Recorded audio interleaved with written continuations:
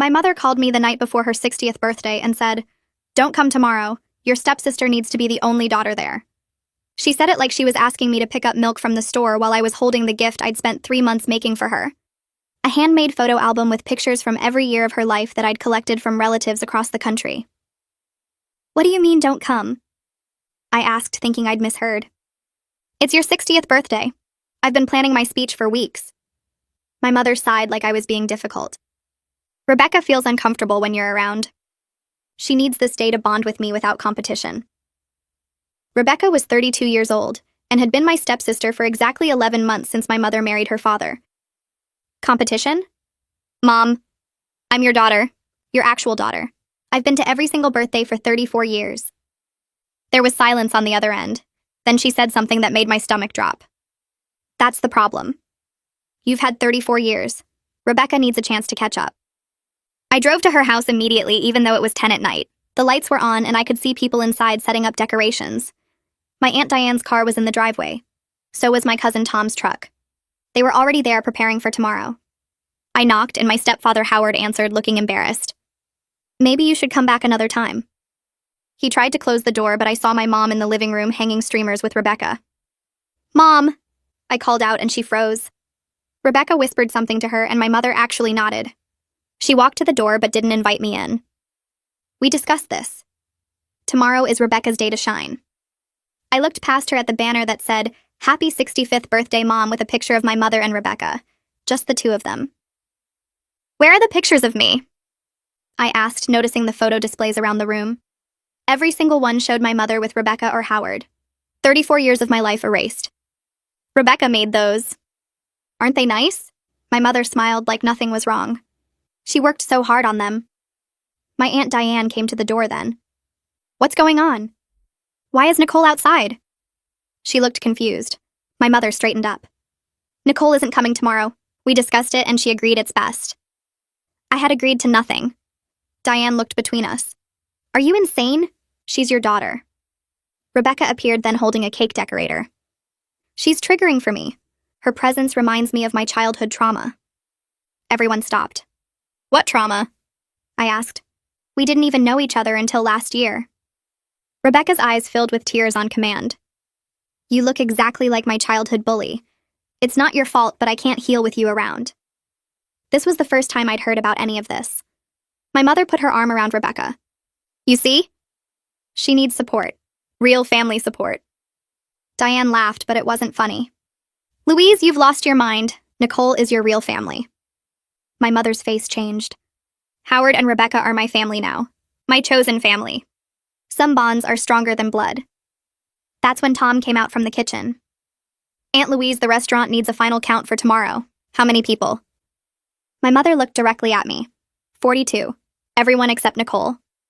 Tom looked shocked. "You're uninviting your own daughter?" Howard stepped forward then. "It's what's best for everyone. Nicole understands." But I didn't understand anything. "Mom, what's really going on? Did Rebecca say something to you? Did she threaten something?" Rebecca started crying harder. "See? She's attacking me again. This is exactly what I mean." She ran inside and my mother followed her immediately. Howard stood in the doorway. "You should go. You're upsetting them." Diane grabbed my arm. "Come to my car, now." We sat in her driveway and she pulled out her phone. "Your mother changed her will last week. Rebecca is now getting everything. The house, the savings, even your grandmother's jewelry." My grandmother had left specific pieces to me when she died. My mother had been holding them until I got married. "How do you know this?" I asked. "Because she asked me to witness it." I refused and told her she was making a mistake. That's when she said Rebecca had been diagnosed with something terminal. My blood went cold. "Terminal? What does she have?" Diane shrugged. She wouldn't say.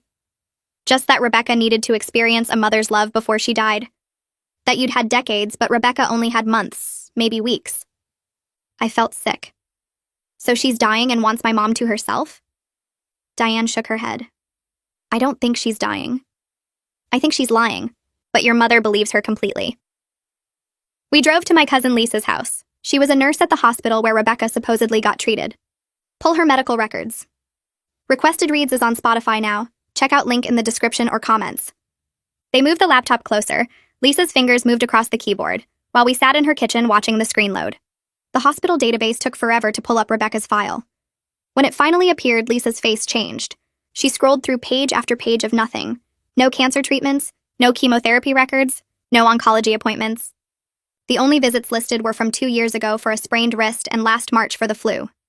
Lisa printed everything she could access without breaking privacy laws and handed me a stack of papers showing Rebecca's complete medical history at their hospital. Every page proved she wasn't dying. We drove back to Diane's house after midnight with the evidence sitting on my lap like it weighed 100 pounds. Tom was still there waiting for us, and when we showed him the printouts, he got so angry he punched the wall. Diane made coffee none of us drank while we sat at her kitchen table trying to figure out what to do next. Tom suggested hiring someone to dig into Rebecca's past, because if she was lying about being terminal, she was probably lying about other things too. Diane knew a private investigator from her work at the courthouse named Dylan Paget who handled fraud cases. She called him right then, even though it was almost 1 a.m, and he answered on the 3rd ring. Diane explained the situation while Tom and I listened to her half of the conversation. Dylan agreed to meet us the next day and said he'd start looking into Rebecca's background immediately. None of us could sleep, so we stayed up making lists of everything suspicious about Rebecca and her story. The terminal illness that changed depending on who she talked to. The way she isolated my mother from anyone who questioned her. How quickly everything happened after my mother married Howard.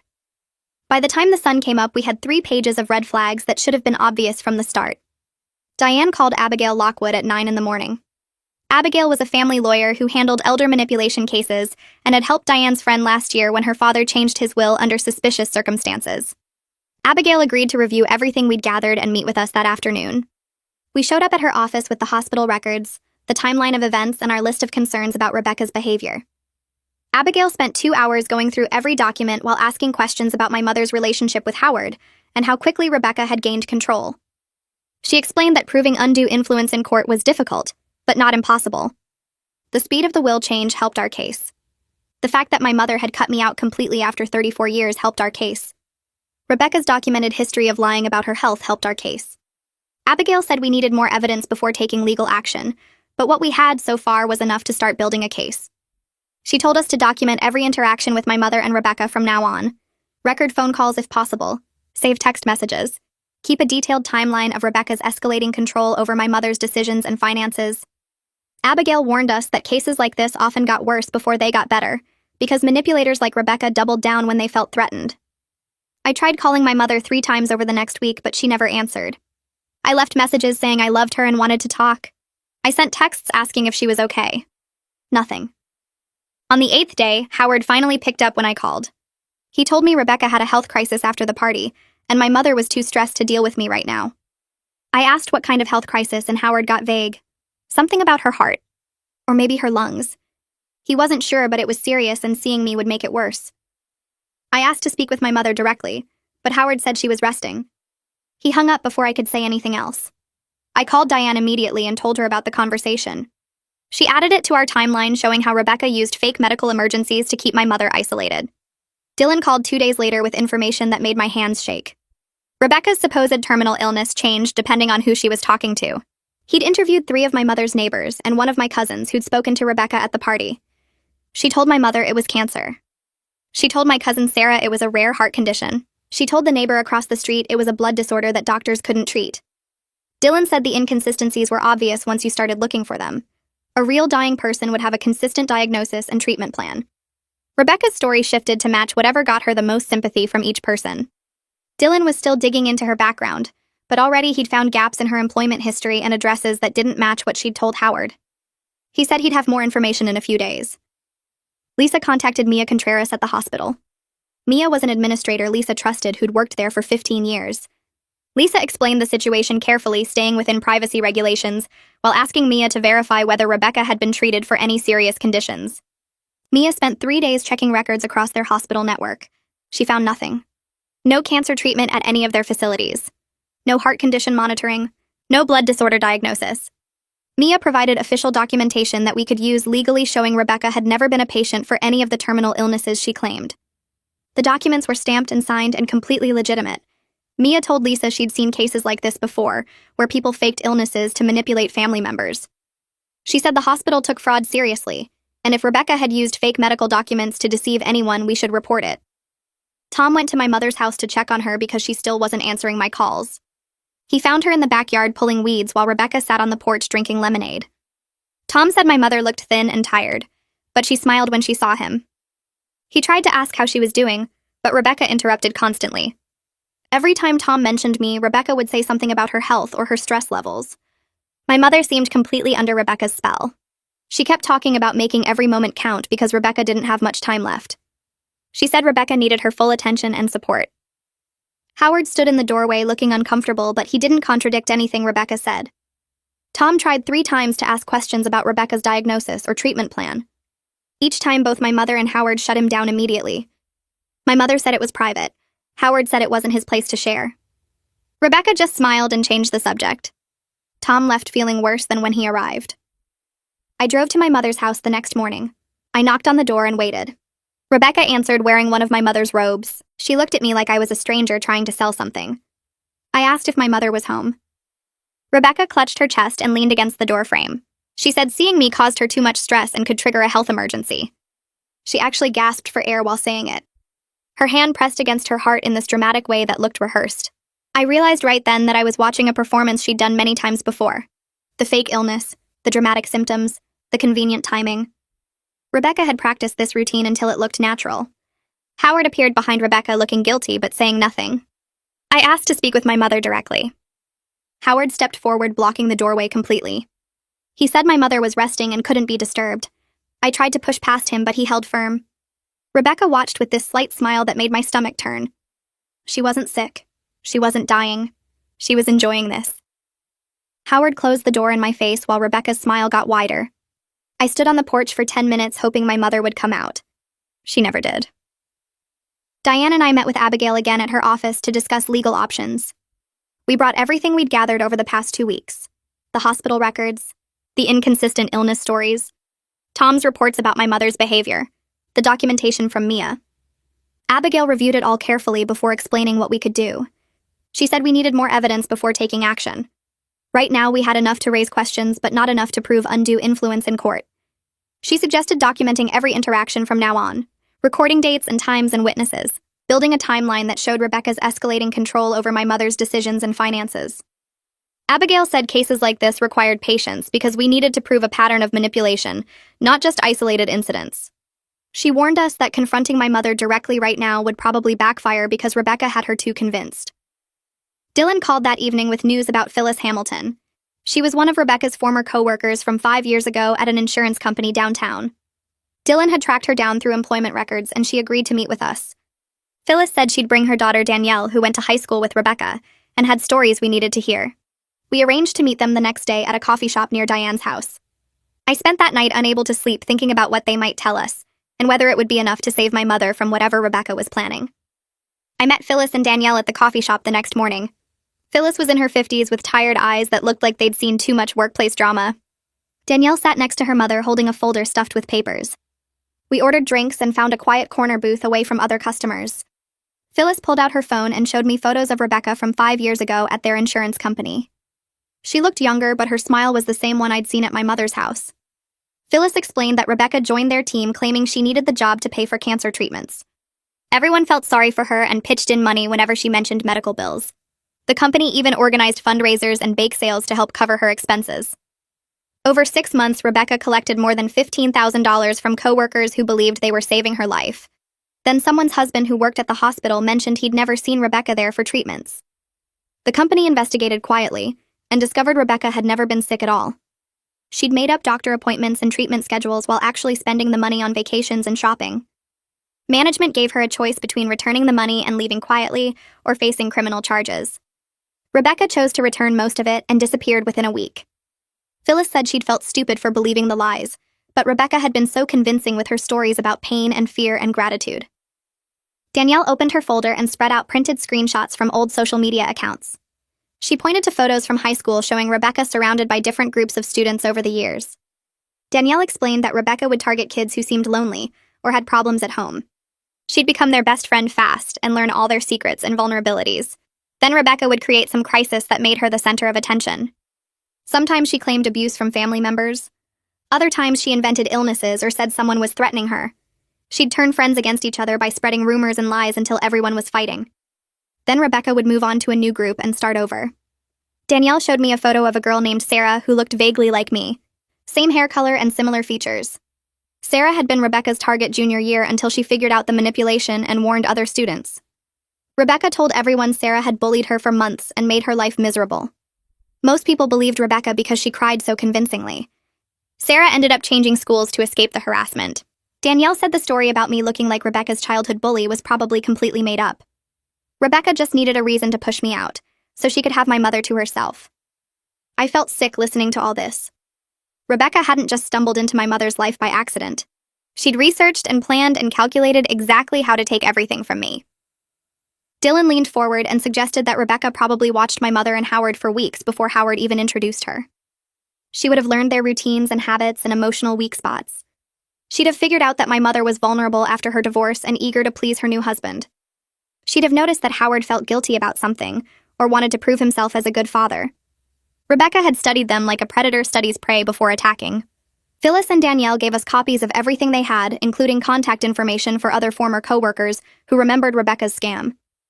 Kent came by during his lunch break to add his own observations about how Rebecca had manipulated their entire office.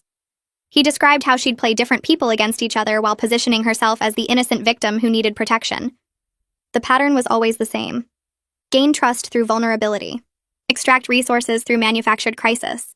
Disappear before people fully understood what happened. We left the coffee shop with more evidence than I knew what to do with.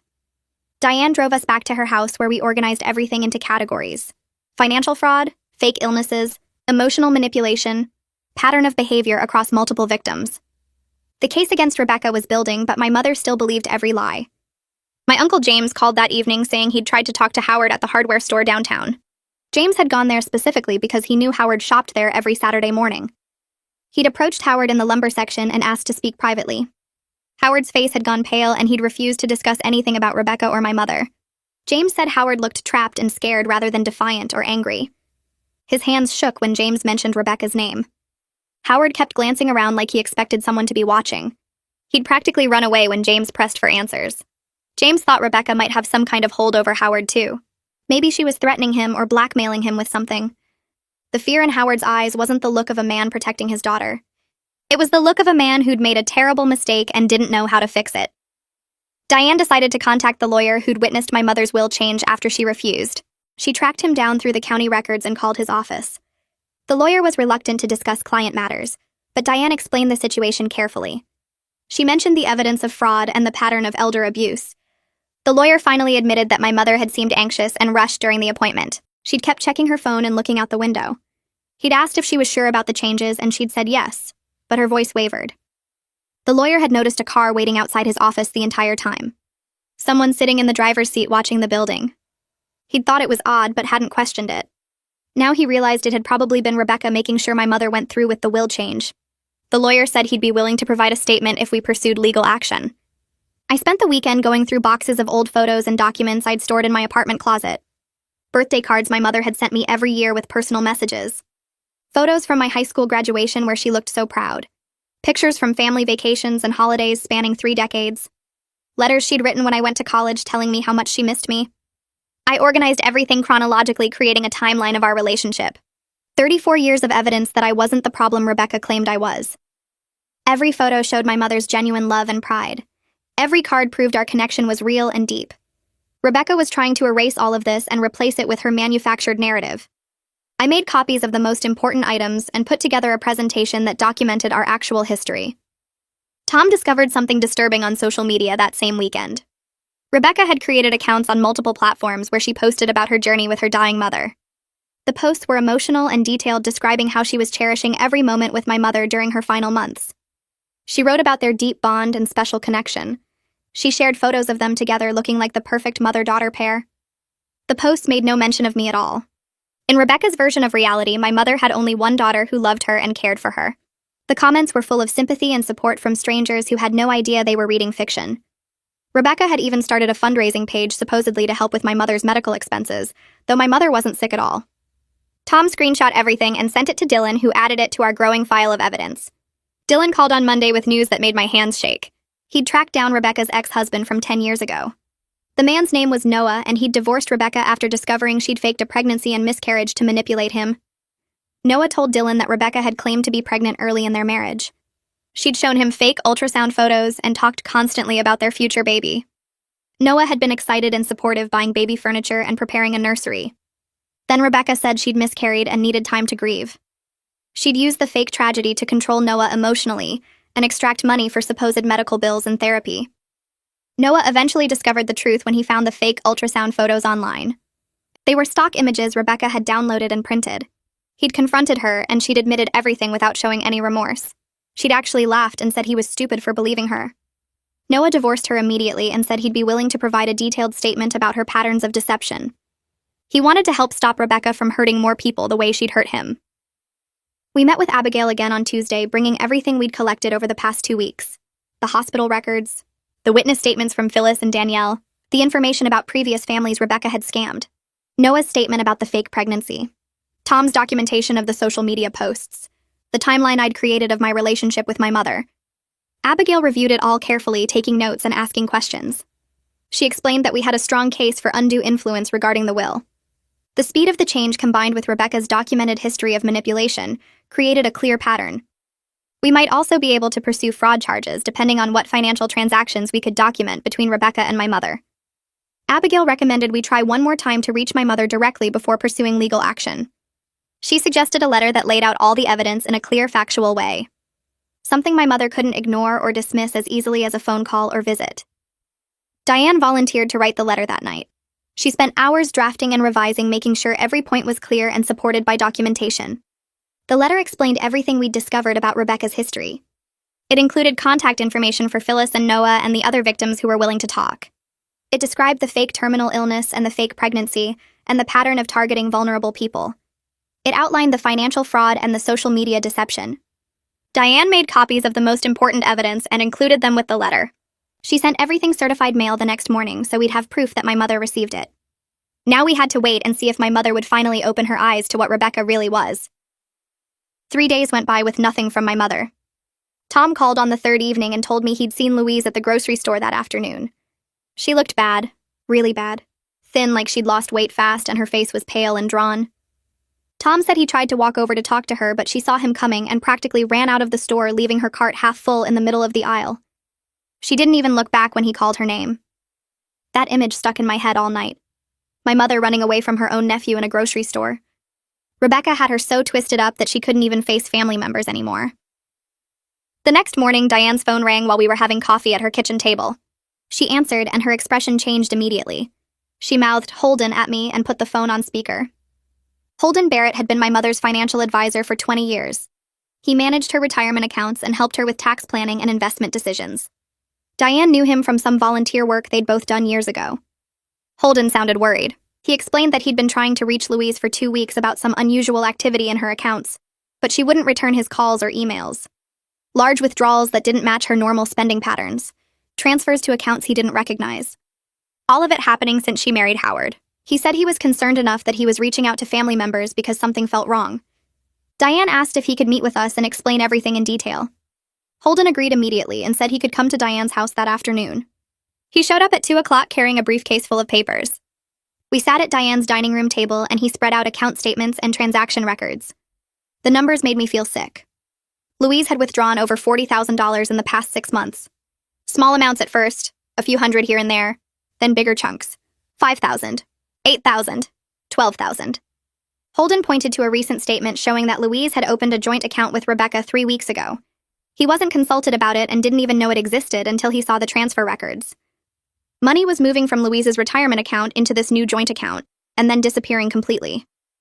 Holden explained that he'd been Louise's advisor since she was in her 30s. He knew her spending habits and her financial goals. This behavior was completely out of character. She'd always been careful with money and consulted him before making any major financial decisions. Now she was draining accounts without telling him and refusing to respond when he tried to discuss his concerns. He asked us directly if we knew what was going on, because from a financial perspective, it looked like someone was systematically stealing from her. I showed Holden everything we'd collected about Rebecca.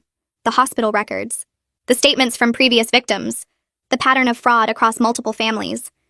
He sat back in his chair and shook his head. He said he'd seen cases like this before where con artists targeted older people and drained their accounts. Usually it was romance scams or fake investment opportunities. He'd never seen it happen with a supposed family member, but the pattern was identical. Establish trust, create urgency, isolate the victim from advisors, extract money, disappear. Diane called Dylan and asked him to come over immediately. He arrived 30 minutes later and Holden walked him through all the financial records. Dylan said he could obtain official bank records through legal channels now that we had documented evidence of potential fraud. He made some calls right there at the table, and by the end of the day, he had subpoenas filed for all of Louise's account information and transaction histories. The bank records came back 2 days later. Dylan spread them across Diane's dining room table and we went through every page. The pattern was even worse than Holden had described. Money from Louise's account was transferred to 3 different accounts in Rebecca's name. One was the joint account Holden had found. The other 2 were individual accounts that Rebecca had opened using Louise's address. The transfers matched exactly what Rebecca had done to the previous families Dylan had tracked down. Small amounts at first to avoid suspicion, then larger and larger sums as she gained more control. In one case, Rebecca had convinced an elderly man to take out a second mortgage on his house and transfer the money to her. He'd lost everything. I felt this weird mix of being right and being horrified. We'd been right about Rebecca all along. She was stealing from my mother just like she'd stolen from other people. But seeing the actual numbers and knowing how much damage she'd already done made me want to throw up. $40,000 gone. My mother's retirement savings that she'd worked 30 years to build, just gone into Rebecca's accounts. Abigail came over that evening after Diane called her. She reviewed everything carefully, taking notes and asking questions about dates and amounts. She said we now had enough evidence to pursue legal action to protect Louise's assets. We could file for a restraining order to freeze the accounts and prevent more transfers. We could petition the court to reverse the will change based on undue influence. We might even be able to get criminal charges filed for fraud and theft. But Abigail said all of that would take time and court proceedings, and it would be a public battle that would humiliate my mother. Diane suggested we try one more approach first. Bring everything to Howard privately, and see if confronting him with hard evidence would break through whatever hold Rebecca had over him. If Howard would admit the truth and help us, then maybe we could stop Rebecca without dragging my mother through a public legal fight. It was a long shot, but we agreed to try. We found out where Howard worked from Tom. He was a manager at a supply company on the industrial side of town. Diane and I drove there on Tuesday during his lunch break. We waited in the parking lot until we saw him come out of the building. I got out of the car and called his name. Howard saw me and his face went pale. He turned around and started walking back toward the building. I ran after him and grabbed his arm.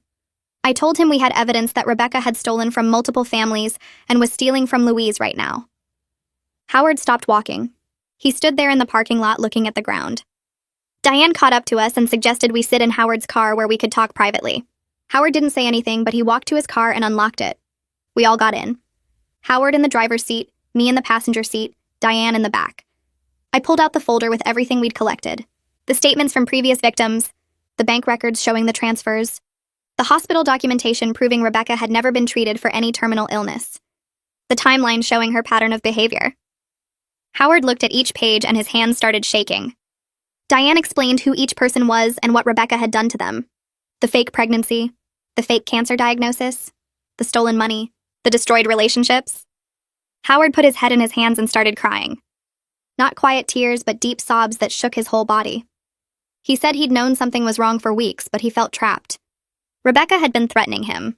She told him that if he didn't support her story about being his daughter and about being terminally ill, she would tell Louise that he'd been abusive, that he'd hit her and threatened her and tried to control her. Howard was terrified of losing his marriage and being accused of something he never did. He didn't know how to fight back against someone who lied so easily. Then Howard told us something that made everything even worse. Rebecca had approached him before he even met Louise. She'd found him somehow and claimed to be his long-lost daughter from a brief relationship decades ago. She had details about his past that seemed real. She knew where he'd lived and worked. She knew names of people he'd dated. Howard wanted to believe her because he'd always regretted not having children. He took a paternity test to be sure. The results came back negative. Rebecca wasn't his biological daughter, but by then she'd already worked her way into his life. She was living in his apartment and had met his friends and knew everything about him. Howard confronted her about the paternity test. Rebecca didn't even pretend to be surprised or upset. She just smiled and said she'd never really thought he was her father. She'd needed a place to stay, and he seemed lonely. Then she told him she'd found Louise online and thought Louise would be a good target. She said if Howard didn't help her get close to Louise, she would destroy his reputation. She had recordings of private conversations. She had access to his bank accounts and email. She threatened to create evidence that he was dangerous and get him arrested. Howard said he tried to get away from her, but she followed him. When he started dating Louise, Rebecca inserted herself into the relationship. She convinced Louise that she was Howard's daughter and that she wanted to be part of their new family. By the time Howard realized what was happening, Louise was already attached to Rebecca. Howard watched helplessly as Rebecca isolated Louise from me and from other family members. He watched as Louise changed her will and started withdrawing money. He knew it was all wrong, but he was too scared to speak up because Rebecca had made it clear she would destroy him if he tried to expose her. I wanted to scream at Howard for letting this happen, for watching my mother get manipulated and doing nothing while Rebecca destroyed our family. But looking at him crying in his car with his hands shaking, I realized he was just another person Rebecca had trapped. Diane must have seen it on my face because she put her hand on my arm and spoke quietly to Howard about what needed to happen next. She told him the only way to fix this was to tell Louise the truth together. All of us, with every piece of evidence we'd collected. Howard wiped his face and nodded, but his voice came out rough when he finally spoke. He said we had to be careful because Rebecca was getting worse. The money was running low and she'd been acting strange, more angry, less careful about hiding who she really was. Howard thought she was planning something big before she disappeared. Maybe convincing Louise to sign over the house or take out a huge loan against it. He'd overheard Rebecca on the phone twice this week talking to someone about property values and equity loans. Diane pulled out her phone right there and started making calls. She reached out to Louise's neighbors, the Hendersons, who'd lived next door for 30 years. They'd watched me grow up. Mrs. Henderson answered and Diane explained everything quickly. How Louise was in trouble, how we needed to get her alone without Rebecca to show her the truth. Mrs. Henderson said they'd noticed the changes in Louise, how thin she looked, how she never came outside anymore unless Rebecca was with her. How Rebecca watched Louise like a guard dog. They agreed to help immediately. The plan was simple. Mrs. Henderson would call Louise and invite her over for coffee tomorrow morning. Just a quick visit between old friends. Rebecca usually left the house on Wednesday mornings for what she called doctor appointments, but Howard confirmed she actually went to the bank. We'd have maybe an hour.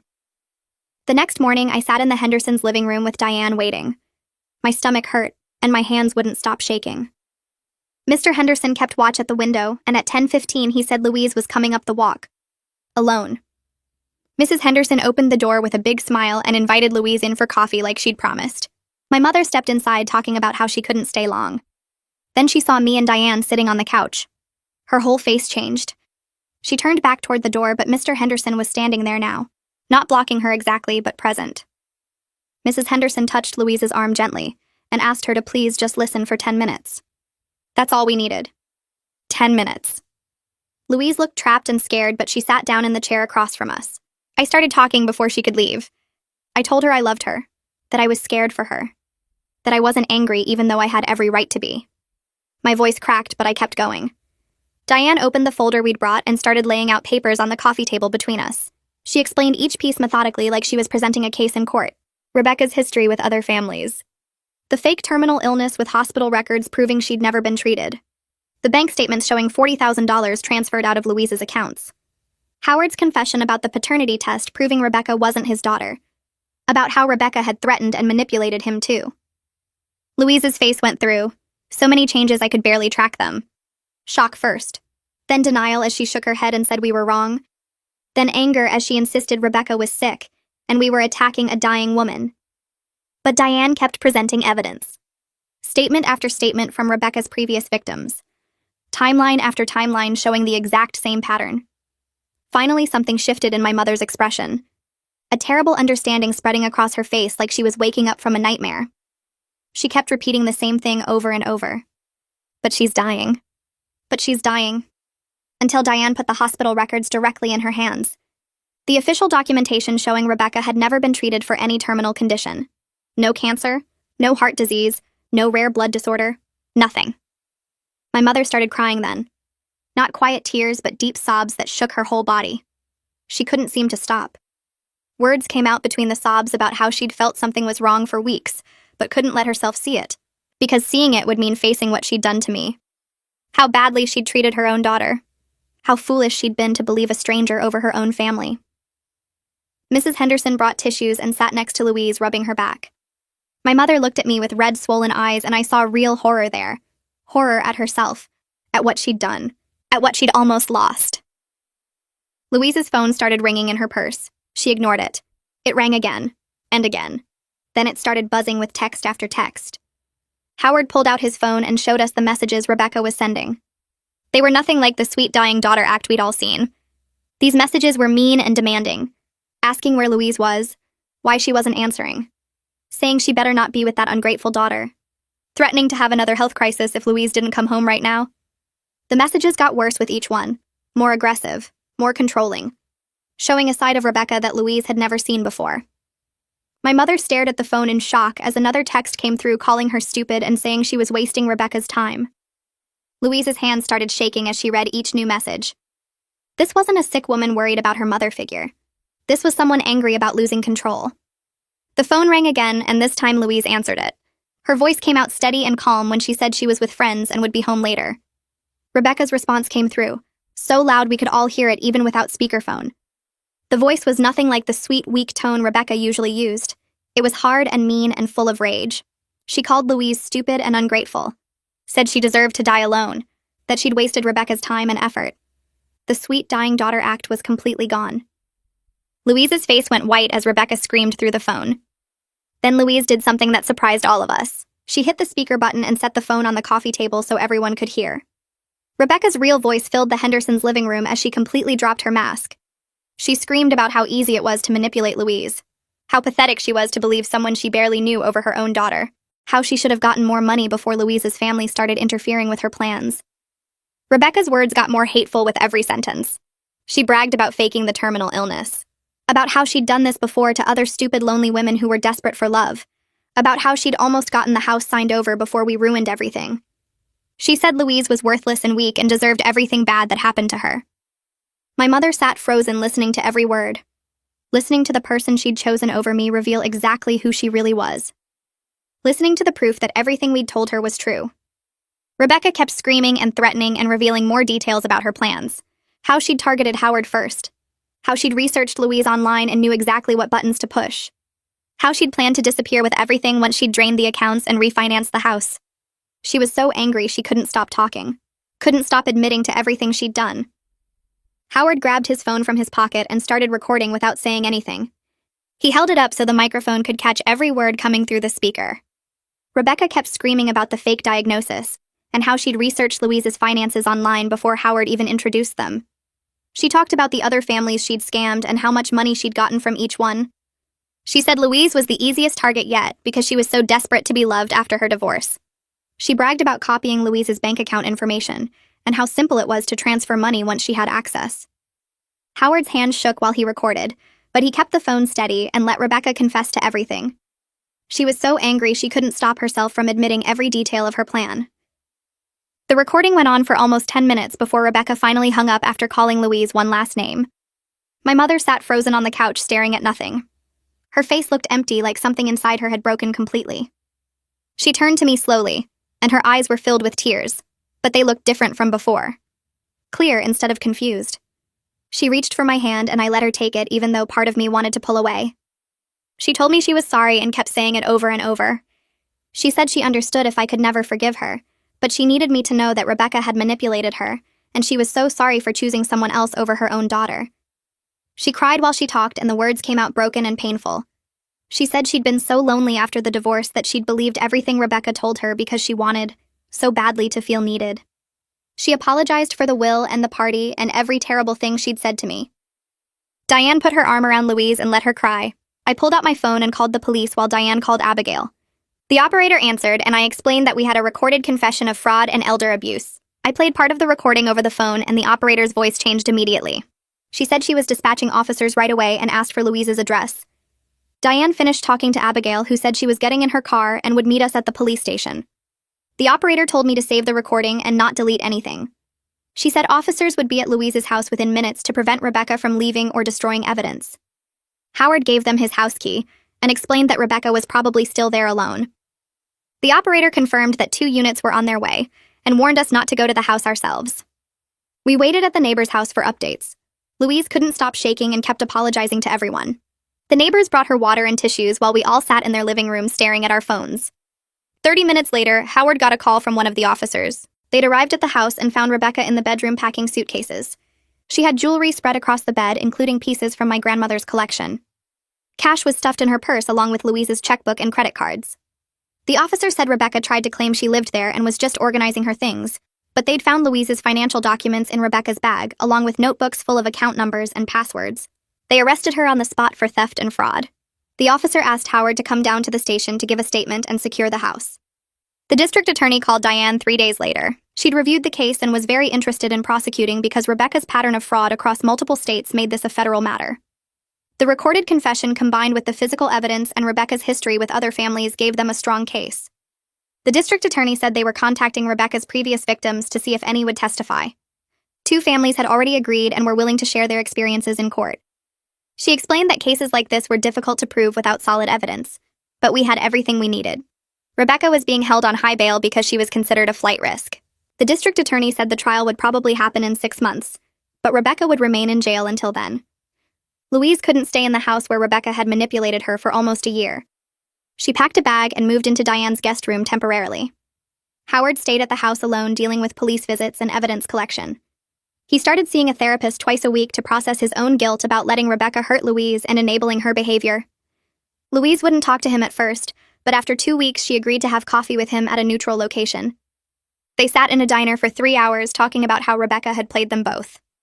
Howard explained about the fake paternity test and the threats Rebecca had made. Louise listened and cried and said she understood he'd been trapped too. They agreed to try marriage counseling, but Louise wasn't ready to move back home yet. Abigail scheduled meetings with Louise to reverse the will change. The lawyer who'd witnessed the coerced document provided a statement explaining that Louise had seemed anxious and rushed during the signing. He said Rebecca had waited in the car outside his office the entire time, and Louise had kept checking her phone nervously. Abigail filed paperwork to restore the original will that left everything to me with provisions for any future grandchildren I might have. She explained the process would take a few weeks, but the circumstances of the change made reversal straightforward. Louise signed all the documents and told Abigail she wanted to make sure I was protected no matter what happened to our relationship. I visited my mother at Diane's house the following week. We sat in the backyard and talked for 2 hours about everything that had happened. Louise tried to explain how Rebecca had isolated her from everyone who cared about her. She said Rebecca would cry whenever Louise tried to spend time with me or other family members. She'd claim health crises that required Louise's immediate attention. She'd planted doubts about my motives and suggested I only cared about the inheritance. Louise said she knew now how stupid she'd been, but at the time Rebecca's manipulation felt so real. I told her I was angry and hurt, and it would take a long time before I could trust her again. She nodded and said she understood. We agreed to keep meeting weekly to work through everything that had broken between us. Lauren Lockwood started working with Louise 2 weeks after Rebecca's arrest. Lauren specialized in family manipulation cases and had seen dozens of situations like ours. She explained to Louise during their first session that Rebecca was likely a skilled con artist who specifically targeted people going through major life changes. New marriages created vulnerability because people wanted their blended families to work. Lauren said Rebecca had probably studied Louise's social media and public records before Howard introduced them. She'd learned about the divorce and my mother's loneliness and had crafted her approach perfectly. Lauren helped Louise understand that being manipulated didn't make her stupid or weak. It made her human and trusting, which Rebecca had exploited deliberately. Louise asked me during one of our visits if I'd be willing to do joint therapy sessions with her eventually. I thought about it for a few days before telling her yes, but I needed her to understand something first. I said rebuilding trust would take months or maybe years, and our relationship might never be exactly what it was before she chose Rebecca over me. I told her I'd been erased from her life like I didn't matter, and that kind of hurt didn't heal quickly. She cried and said she knew, and she'd spend however long it took proving she was sorry. I agreed to try joint sessions once she'd done more individual work with Lauren. I needed to see real change before I could sit in a room with her and a therapist and work through our damage together. The district attorney filed charges 3 days after Rebecca's arrest. Fraud in the first degree, theft by deception, financial exploitation of an elderly person. The list went on for 2 full pages. Each count carried its own potential sentence, and the prosecutor told us Rebecca was looking at serious prison time if convicted. The bail hearing happened fast. Rebecca stood in front of the judge wearing an orange jumpsuit instead of her usual carefully chosen outfits. She tried to cry, but the judge wasn't interested. He set bail at $200,000. Rebecca's public defender argued it was too high, but the judge pointed out her history of fleeing from previous victims. She'd vanished from 3 different states when people started asking questions. The bail stood. Rebecca went back to county jail to wait for trial. Louise and Howard started seeing a therapist named Dr. Anderson, who worked specifically with couples dealing with manipulation and abuse. Howard drove to the first appointment alone because Louise wasn't ready to be in the same room with him yet. He went every week for a month before Louise agreed to join him. Dr. Anderson helped them understand how Rebecca had targeted the weak spots in their new marriage. She'd played on Howard's guilt about not having a relationship with his supposed daughter. She'd exploited Louise's loneliness after the divorce and her desire to be needed. The sessions were painful, according to what Diane told me. Louise and Howard both had to face how easily they'd let Rebecca drive a wedge between them and everyone who actually cared about them. After 6 weeks, Howard asked if he could move back home. Louise said yes, but they kept separate bedrooms and kept going to therapy twice a week. The bank's fraud investigation recovered about $30,000 from accounts Rebecca had opened in her name. Another $10,000 was gone completely. She'd spent it on clothes and trips and expensive dinners, money that should have been Louise's retirement savings. The bank manager called Louise to explain what they'd recovered and what was lost forever. Louise came to Diane's house the next day and told me she wanted to split the recovered money with me. Half for me and half for her. I said no immediately. That was her money and she needed it after everything Rebecca had stolen. Louise insisted. She said it was the least she could do after cutting me out of her will and her life. Diane pulled me aside later and told me to take it. Not because I needed the money, but because Louise needed to do something concrete to start making things right. I accepted $15,000 the following week. Diane hosted a small gathering at her house 2 weeks later. Just close family. Louise brought a wooden box I recognized from my grandmother's dresser. She set it on Diane's dining room table and opened the lid. My grandmother's jewelry sat inside wrapped in tissue paper, the pearl necklace my grandfather gave her on their wedding day, the gold bracelet with tiny charms representing each of her children, the diamond earrings she wore to every important family event, the sapphire ring that had belonged to her mother. Louise took out each piece slowly. She told me the story behind every item as she handed them over. Her voice broke when she got to the charm bracelet. She said she'd almost let Rebecca sell these pieces. Almost let her destroy the physical memories of the woman who raised her. She cried while Tom and Diane and the others watched. I put the jewelry back in the box and hugged my mother for the first time in months. It didn't fix everything, but it was something. Rebecca's trial date got scheduled for 4 months out. Her lawyer contacted the prosecutor 2 months in and proposed a plea deal. Rebecca would plead guilty to all charges in exchange for a recommended sentence. The prosecutor called me and Louise to discuss it. He said we could push for trial, but there was always risk with a jury. Rebecca might get a sympathetic juror who believed her victim act. The plea deal guaranteed consequences. 5 years in state prison plus restitution orders to Louise and the other families she'd scammed. We both agreed to accept it. Rebecca stood in court 6 weeks later and admitted to everything. The judge accepted the plea and imposed the 5-year sentence. It wasn't enough. 5 years couldn't undo the damage she'd caused to my relationship with my mother. But watching her get led away in handcuffs while she finally stopped pretending to be innocent provided something close to closure. Louise waited until Rebecca was officially sentenced before planning anything. Then she called everyone who'd been invited to the original party and asked them to come to her house for a small dinner. Just family. No big celebration. She said she wanted to properly mark her 60th birthday with the people who actually loved her. 20 people showed up, including me. The atmosphere felt heavy at first. Everyone knew what had happened and nobody was sure how to act. Louise stood up before we ate and gave a short speech. She apologized to everyone for how she'd behaved. She said she'd let herself be manipulated because she was lonely and wanted to believe someone needed her. She said that was no excuse for choosing a stranger over her family. She looked directly at me when she said she was sorry for erasing me from her life, and she'd spend however long it took earning back my trust. People clapped quietly when she finished. We ate dinner and talked carefully around the elephant in the room. It wasn't the party anyone had planned, but it felt real in a way the original celebration never would have. My mother and I met for coffee the following Tuesday at a place halfway between our houses. We sat outside even though it was cold because being in public made the conversation easier. I told her I needed boundaries if we were going to rebuild anything. We'd see each other once a week. Just the two of us. No Howard until I was ready. No big family gatherings where I'd have to perform being okay. No pressure to forgive her faster than I was capable of forgiving. Louise agreed to everything. She said she understood our relationship might never be what it was before. I told her that was true and I needed her to accept it. We met every week after that. Sometimes for coffee, sometimes for lunch, sometimes just for a walk around the park near her house. We talked about small things mostly. Her garden, my job, the weather. We were learning how to be around each other again without the weight of everything that had broken between us. 3 months passed since that night I stood on my mother's doorstep and got told not to come to her party. My relationship with Louise felt different now. More careful, more honest, less automatic. I'd learned that being someone's daughter didn't guarantee they'd choose you when it mattered.